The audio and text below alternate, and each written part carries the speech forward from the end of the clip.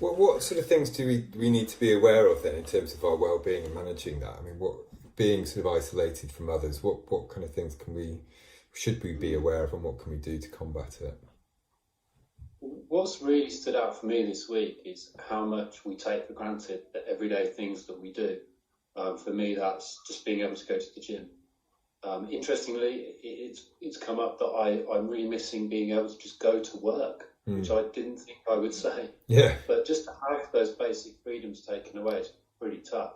To only be able to go out of the house to get exercise once a day, and to be very limited as to who we can see. So I think we're all now probably in a process of realising what we used to take for granted. But that hasn't really answered your question. I think that now that we are in this situation, routine is really important. Actually, yesterday I was pretty unproductive, and I didn't really I was trying to multitask. I was trying to be a parent and teach my kids at home at the same time as doing some of my work, and I didn't get much of either thing done very effectively. Yeah. And I didn't plan my day yesterday. I didn't have a routine.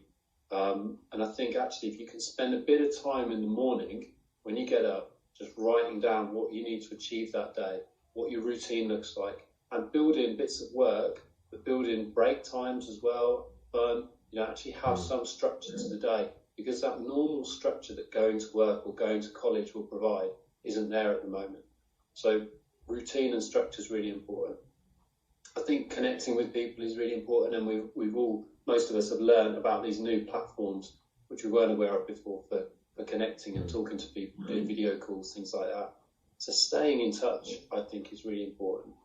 Yeah. And for me, actually, one of the surprising things is I've actually made more contact than I usually would with some people, old friends and things like that. Yeah. So it's been quite positive. Actually, having a conversation like this through FaceTime or through Google or whatever, actually, if we're looking at each other, our brain doesn't actually know the difference between face-to-face contact and actually doing something through Google or FaceTime.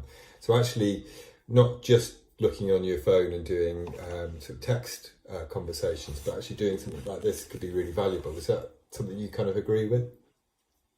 Yeah, I do. Yeah, definitely. I think to actually see somebody and have as much of the usual communication, or those non-verbal cues as possible, just improves the communication, generally speaking. Yeah. So I'd agree.